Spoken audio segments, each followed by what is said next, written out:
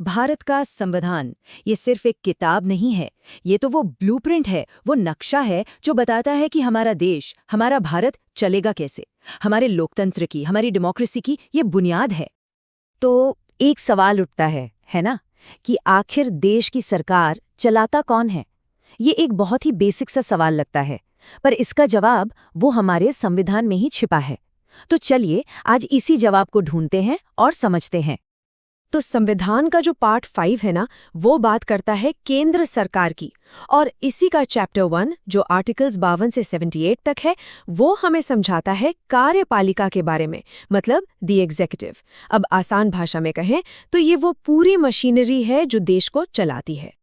तो इस मशीनरी के, इस कार्यपालिका के मेन पिलर्स कौन-कौन हैं? कौन है वो लोग जो इसे चलाते हैं?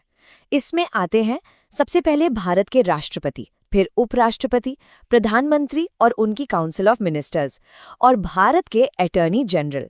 ये सब मिलकर एक साथ केंद्र सरकार का पूरा ढांचा बनाते हैं। चलिए तो फिर इस ढांचे के एकदम शिखर से शुरू करते हैं। भारत के राष्ट्रपति। हमारे संविधान के मुताबिक वो राष्ट्र के प्रमुख हैं, the head of the state. Article 52, देखिए ये कितना सीधा और कितना पावरफुल है। बस इतना कहता है, भारत का एक राष्ट्रपति होगा।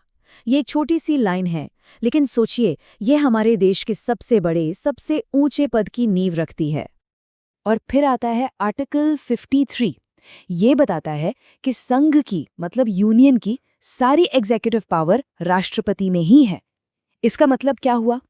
इसका मतलब ये हुआ कि केंद्र सरकार का हर एक काम लीगली, ऑफिशियली राष्ट्रपति के नाम पर ही किया जाता है। अच्छा, राष्ट्रपति की भूमिकाएं भी बहुत अहम है। उनका कार्यकाल 5 साल का होता है। वो भारत की तीनों सेनाओं के सुप्रीम कमांडर होते हैं।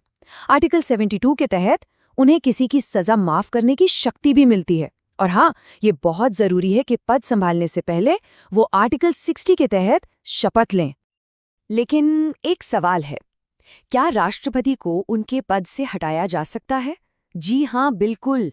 आर्टिकल 61 में महाभियोग, मतलब इम्पीचमेंट की एक बहुत ही सख्त प्रोसेस बताई गई है। इसके लिए संसद के दोनों सदनों में 2/3 मेजॉरिटी चाहिए। ये दिखाता है कि ये पद कितना सुरक्षित है और साथ ही कितना जिम्मेदार भी।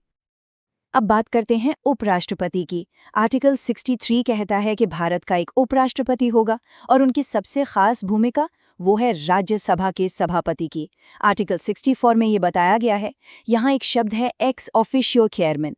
इसका सीधा सा मतलब है कि जो भी व्यक्ति उपराष्ट्रपति बनेगा वो ऑटोमेटिकली राज्यसभा का सभापति भी बन जाएगा। तो राष्ट्रपति और उपराष्ट्रपति के बाद अब आते हैं कार्यपालिका के उस हिस्से पर जो असल में डे टू डे गवर्नमेंट का काम संभालता है। हम बात कर रहे हैं प्रधानमंत्री और उनकी मंत्रिपरिषद की, जो होते हैं सरकार के प्रमुख, मतलब head of the government. Article 74 ये हमारी संसदीय प्रणाली का, हमारे पार्लियामेंट्री सिस्टम का आधार है। ये कहता है कि राष्ट्रपति की मदद करने और उन्हें सलाह देने के लिए एक मंत्रिपरिषद होगी और उस मंत्रिपरिषद के मुखिया होंगे प्रधानमंत्री। तो सवाल ये है कि प्रधानमंत्री को अपॉइंट कौन करता है? आर्टिकल 75 के हिसाब से प्रधानमंत्री की नियुक्ति राष्ट्रपति करते हैं। लेकिन प्रैक्टिस में क्या होता है? राष्ट्रपति उसी व्यक्ति को प्रधानमंत्री बनाते हैं जिसे लोकसभा में मेजॉरिटी का सपोर्ट हासिल हो। तो प्रेसिडेंट और प्राइम मिनिस्टर की भूमिका में आखिर फर्क क्या है, इसको समझना बहुत जरूरी है। देखिए, राष्ट्रपति जो हैं वो पूरे राष्ट्र को रिप्रेजेंट करते हैं, द नेशन, जबकि प्रधानमंत्री सरकार चलाते हैं, द गवर्नमेंट। आसान शब्दों में कहें तो राष्ट्रपति एक सेरेमोनियल हेड हैं, लेकिन असली एग्जीक्यूटिव पावर जो है वो प्रधानमंत्री और उनकी मंत्रिपरिषद के ही पास होती है। और इन दोनों बड़े पदों के बीच एक बहुत इंपॉर्टेंट कॉन्स्टिट्यूशनल लिंक भी है। आर्टिकल 78 ये कहता है कि प्रधानमंत्री का ये कर्तव्य है, उनकी ड्यूटी है कि वो मंत्रिपरिषद के सभी फैसलों की जानकारी राष्ट्रपति को दें। इससे शासन में एक तालमेल बना रहता है।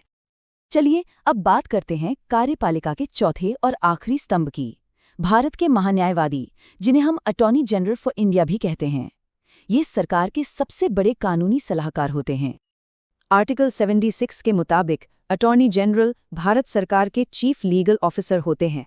उनका सबसे बड़ा काम है कानूनी मामलों पर सरकार को सलाह देना और अपनी एक्सपर्ट राय रखना। तो अभी तक हमने कार्यपालिका के सभी अंगों को, सभी पिलर्स को अलग अलग करके समझा, लेकिन असल में ये सब अलग नहीं है। ये एक दूसरे से जुड़े हुए हैं, एक इंटरकनेक्टेड सिस्टम की तरह काम करते हैं, और यही सिस्टम हमारे शासन की नींव है। तो ये पूरा सिस्टम एक साथ काम कैसे करता है? जरा सोचिए, मंत्रिपरिषद कोई फैसला लेती है, प्रधानमंत्री उस फैसले की जानकारी राष्ट्रपति को देते हैं, राष्ट्रपति उसी सलाह पर काम करते हैं। अगर इस प्रोसेस में कोई कानूनी सवाल उठता है तो अटॉर्नी जनरल सलाह देते हैं, और इस सबके बीच उपराष्ट्रपति राज्यसभा की कार्यवाही को चलाते हैं।